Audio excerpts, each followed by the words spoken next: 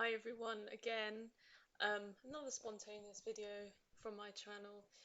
I've been a little bit bored, let's be honest, being stuck at home all this time, during the coronavirus crisis, and the fact that Eurovision got cancelled doesn't really help quench my boredom, if that's a correct expression. Um, so I've decided, since this contest is not going ahead for 2020, I thought I would still give my opinion slash prediction for the top 10 in the grand final. I think it's probably best for my sanity to pretend this contest is going ahead as if there was nothing wrong in the world, there was no virus, nothing like that. Um, and I think it's just interesting to see people's opinions. I'd love to hear your opinion as well, in the comment section. Um, what you think is going to be the top 10 if this contest was going ahead, um, your personal top 10. Um, I think the approach I'm going to take today is a sort of mix between my personal top 10 but also the realistic top 10, what I think would realistically finish high up in the contest. Um, because I think there's a lot of opinions on YouTube on people's very personal um, views, top tens, what they personally regard as good, because it sort of interacts with their own music taste outside of the contest. Whilst I'm a classically trained musician, I'd love to just sort of look at the music from an objective perspective, um, to just best give my opinion, um, and yeah, show you guys from a sort of non-biased perspective the quality of the music, what is good, what's not good about a song, what could improve, that kind of thing. Obviously, we don't have staging to go by, and usually in the week when we get to see snippets of the staging, the betting odds would change. People would move down, people would move up. Like last year, Australia. I remember Malta moved up at one point last year, but then crashed back down in the end. So, yes, I'm going to timestamp this video. I apologise if the quality is crap. I don't really have the best technology right now. This is the best I can do. I'm talking into this microphone thing. I'm sorry if it looks stupid. It's the best way I can improve the sound because my last video was a bit grainy. But I will timestamp this video for each entry to make sure that if you guys just want to hear one opinion or three or five, I don't care. You can just easily navigate to it. So here we go. So my number 10, I was sort of struggling between these two entries. But in the end, I've gone for Ukraine, which is Solove by the band Go A. I think that's how you say it. Now, this I think is very underrated by the fans. This song is extremely catchy, but it's also got its own personality and it stands out from all the other entries. I think this is the most ethnic, um, true to its own roots song, but it also mixes in elements of dubstep, elements of, I want to say, electro pop. I think the expression that was used to describe the song was something like Slavic pop, Slavic electro folk, electronica, something like that. I'm rambling, sorry. I think that song is one of my favourite entries from Ukraine, actually. I think particularly the verse is very catchy. It's quite an earworm. Um, but I think its downfall and why it wouldn't place higher than 10 for me was because the vocalist's live performance was not the best. I think if you can appreciate white voice, you can appreciate the song and the live performance. But if you're used to a sort of very clean cut, perfectly auto-tuned, without auto-tune sound, this was not going to appeal to a lot of people. But nevertheless, I'm going to leave it at 10. The entry that it was sort of fighting for the top 10 spot was Serbia. I think that is also a really good song, except its downfall is the production wasn't great, and I think there was too many layers in it, um, too many fake sounds, not real instruments. That could have been improved on, and also I think the girls' stage presence, they all had their own individual stage presence, but the band itself, as a band collective, it just didn't look like they were one unit. Um, it sort of was like Montenegro last year, when it all sort of looked like they're trying to outshine each other. Not that Hurricane were trying to outshine each other, but it came across to me that the girls weren't performing as a girl group, they were performing as soloists all at the same time. So I think that's what needed to improve for Serbia. Anyway, I'll try and keep this short as possible. So my next number 9 is Israel. Um, at first, this was my top one. This was my favourite song, but I think over the weeks, it sort of got a bit old for me. That's just personal opinion, but I think this is excellent. It's so authentically true to its roots. This is no pun intended, because I know the other song was called Roots as well. That was in contention. Um, so this is Feka Libi. It's, I think, made of 4 languages, so Amharic, Arabic, Hebrew, English, I guess, and there's also musical elements of those 4 cultures in the song. And what I love is how unpredictable the song is, how it shifts, it twists and turns, and it's done so well so that you don't get sort of carried away like, what is going on here? It's actually, it grips you and it makes you want to listen to it again. It's so unexpected, especially the very last, is it 15 seconds, where it just goes completely off piece. The tempo changes, the time signature changes, everything changes. It becomes an Ethiopian style piece of music, but also infused with Mizrahi Jewish traditional sounds. Um, just incredible, awesome, and the Eden Eleni was amazing live. Her live vocals were just top notch. She made it look effortless. She made it look so easy to perform like that and dance at the same time. I mean, I admire these people that are able to dance and sing at the same time, and it doesn't affect their vocal performance at all. Just incredible. So I think that would have done very well in the televote, um, and I think it would have done quite well in the jury vote too. But I don't think it would have placed higher than 10 or 9 in the grand final. Moving on, Russia. Now, this would have been the biggest discrepancy between jury and televote. This probably would have won the televote. I think in, was it 3 days, this music video for Little Big was at 35 million views, something like that. It had overtaken some of the entries that had won in the last 5 years, maybe combined. Um, but don't take me completely on that um, guess. Yeah, this is a good entry. It's not musically sophisticated, it's not quality, but it's entertaining, and it's very, very different from what Russia has sent before. A sort of looking back to 2012 with the all the Russian grannies on stage, that sort of kitsch, that would appeal so well to the televoters, because we cannot forget that in 2012 Russia almost won the televote with those grannies. I think it was something babushki. I can't remember their name. I apologise if I've pronounced that so bad. Um, but yeah, this would have won the televote. It would have bombed in the jury vote. Let's be honest. This would have been in the bottom 5 in the jury vote, and then we would have seen 300 points maybe from the televote, like Norway last year. This would have been a moment on stage. I'm so disappointed that we're not going to see this live on the Eurovision stage for this year. This is a big disappointment for me.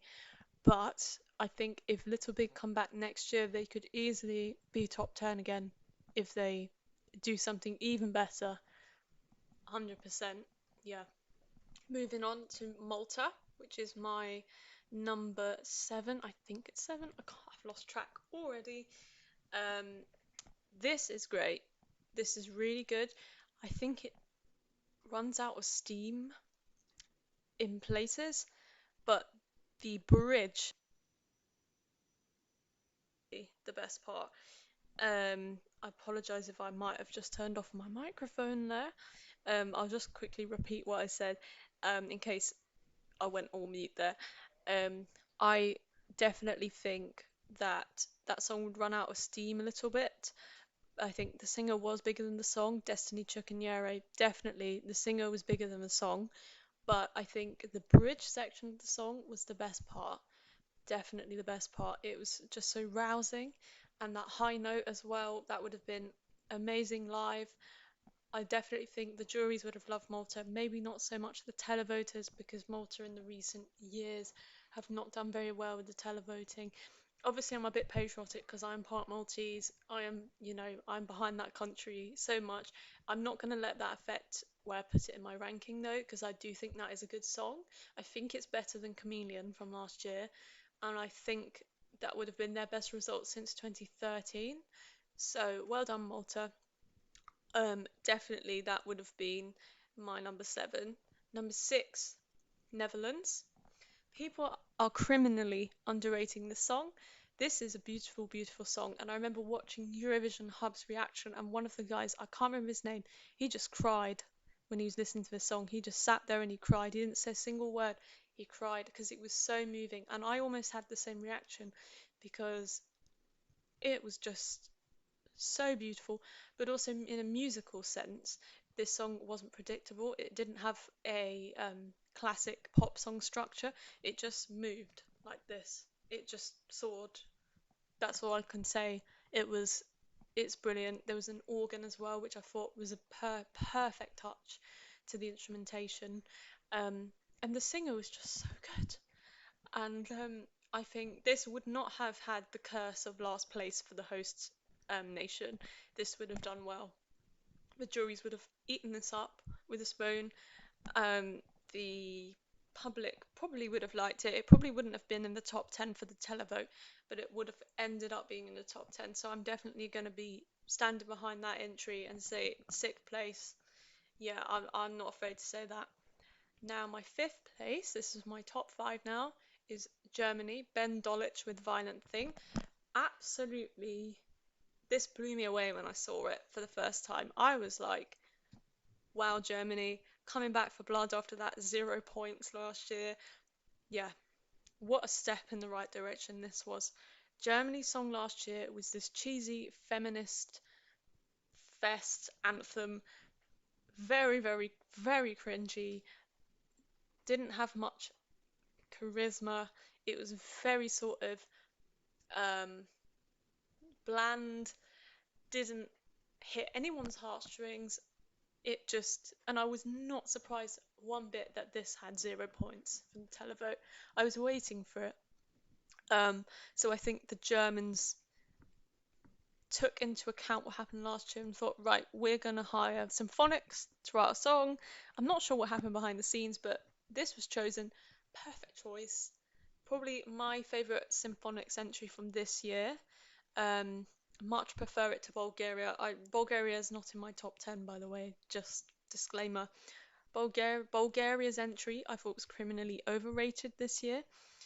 Not my favourite from Symphonics. I'll go into details a little bit later in the video about why I don't think that should have won if it was, because I think it was first in the betting odds. But yeah, Germany, this would have done very well. I'm not going to beat around the bush. This would have done very well. The guy, I heard a live performance of Ben Dolic singing. Very, very good. He can hit those high notes as well. And it's just a bop. You can dance to it. I think would have had mass appeal across Europe and Australia. Yeah, not gonna underrate this. This is, yeah, number five. Switzerland, I have put as my number four, but to be honest, I wouldn't be surprised if this won. This has grown on me like a tumour. When I first heard it, I thought, nah, hate this. I gave it 4 out of 10. I don't know what drugs I was on. Not that I was, but yeah, I wasn't listening to it properly because I listened to it for the second time and I started crying because I was like, this is phenomenal. And I felt so bad because I posted on my blog that this was shite, basically, and it was not. This is so good. This is John's Tears with Répondez-moi. I apologise for the pronunciation. Um, I heard a live version of this just this morning, which was posted on the Eurovision website, and I was just thinking to myself, why has this contest been cancelled? This would have been the winner. And I'm going to say it's my number four because when I constructed this top 41, I did put this as my number four, but to be honest, this would have been number two or one for me if I was to reconstruct it right now. But I'm going to leave it there for the time being. But wow, Switzerland would have won this year, I'm telling you.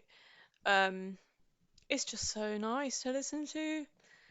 The instrumentation is so lush. His voice, oh my gosh. Um, yeah, I just, oh, I can't. I have to keep this video short. It's going to be under 20 minutes, this video, I'm promising you. Right, my number three is Italy. Now, this is also another criminally underrated entry. I do not understand why people are putting this in their bottom five, bottom 10. This is so good. Um, Honestly, I don't understand these people's tastes, but if you just think about Il Volo's entry from 5 years ago, this would have had a similar impact, I think. Um, it's just beautiful, and it's lovely to hear the Italian language in Eurovision, and the Italian language elevates the song, I feel. If this was in English, it wouldn't have had the same effect.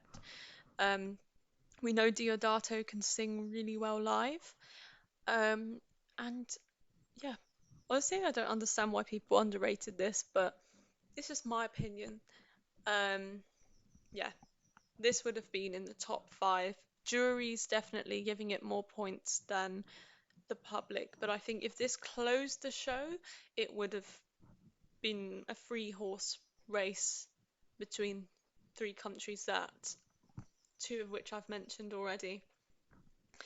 Right, my number two is Romania. So this is Roxanne with Alcohol You. When I first heard this song, I thought it was all right.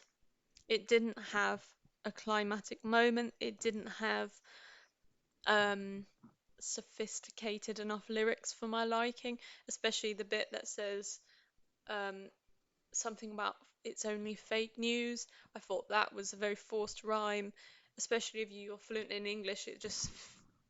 It cheapens the song a little bit when you can hear forced rhymes. Um, but the revamp was so good.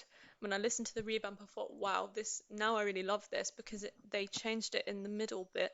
They made it climax. They made a sort of a big moment where she hit some high notes, and I thought, wow, okay, they want to win. Um, and this went straight to my number two. I thought this is excellent. And Romania really surprised me this year, and they better keep Roxanne for next year because she had so many good songs in contention to represent Romania this year. Like she could have finished top 10 with any of those songs. Maybe not Beautiful Disaster, but definitely the four songs they could have had a top 10 finish. So I think in terms of final result, this would have been in the top five. I don't think it would have won, but I think it would have been close to winning, definitely. My number one is Lithuania. So this is The Roop and On Fire. Definitely a huge step up for Lithuania. They have not been having very good results in the last couple of years. I would definitely say this is my favourite Lithuanian entry. Um, it used to be We Are the Winners from 2006, but that was a bit of a joke, really. Um, Definitely, definitely. This song, when I first heard it, I thought, wow, this is so good. This is so catchy, but also it's so different from the other entries. It would have stood out so bad. This is not a wallflower. People would have eaten this up from the juries and televoters. I truly think this would have won or it would have come second because that dance move they had was so irresistibly catchy. It was just, you wanted to go up and dance with them. It was nothing like I've seen before in the contest, and I think it breaks my heart that this contest has been cancelled because this would have been their year to win or come second. It would have been their best entry to date, 100% standing by that opinion. Um, I'm just gutted that this contest got cancelled, to be honest. So yeah, my final prediction would have been a two-horse race, maybe a three-horse race between Switzerland, Lithuania, potentially Romania. I know I haven't put Bulgaria in my top 10. I do think this would have done quite well. The reason why I haven't put this in my top 10 is because I liked it from the moment it started until they changed it right at the end, where they brought in all these classical instruments. There was an oboe, a trumpet, maybe some sort of horn or brass, um, some violins as well. Every single one of those instruments was played on a keyboard, and that is my pet peeve. I hate, I hate with a passion songs that use fake instruments. I am an oboist myself. Symphonics, hit me up. Let me play the oboe for your track. Don't play it on a keyboard because people who play these instruments can tell that they're fake, but also people that aren't even musicians can hear if a violin is real or not. Please, this song would have been in my top 10 if they hadn't ruined it at the end with those fake instruments, but also the way those instruments were written into the song, it was just appalling. I did not understand why they did that. It did not do anything to the song. They were going for this Billie Eilish type of dark pop ballad with these haunting vocals, haunting instrumentals, and then you throw in bloody trumpets at the end, weird fanfare style. It was just so odd, out of the blue. And I apologise if I'm offending Bulgarian fans, if I'm offending people that love that song. This is just my personal opinion. I went to do a music degree, I played in orchestras for 10 years. I just know that if you're going for that type of song, Billie Eilish, dark pop ballad, those instruments do not belong in there. But if you wanted to use them, at least hire real people to play them, not play it on a keyboard. I'm going to stop ranting because I could go on for hours, and I noticed that this is 22 minutes long now. So I'm going to end this video here. If you like this video, or if you want to come back and see more material Eurovision wise, I've got 3 videos so far. I'm not really an active YouTuber. The coronavirus has sort of forced me to make more YouTube videos because I've got nothing else to do. But if you'd like to see more content on Eurovision, please comment, subscribe, like, whatever you need to do. Message me, that kind of thing. I'm happy to answer questions in the comments. I'd love to hear your opinions. So I hope you guys are all keeping well and safe in this unprecedented time. Make sure you guys are protecting your community. Try and stay in as much as possible if you can. But I'm not going to be a preachy person. I'll stop there. Okay, guys. Hopefully, I'll make another video soon, Eurovision wise. It's nice to see other content makers making content about Eurovision, even though it's been cancelled, because it gives everyone something to watch, something to sort of reminisce about. So yeah, I will see you guys soon. Bye.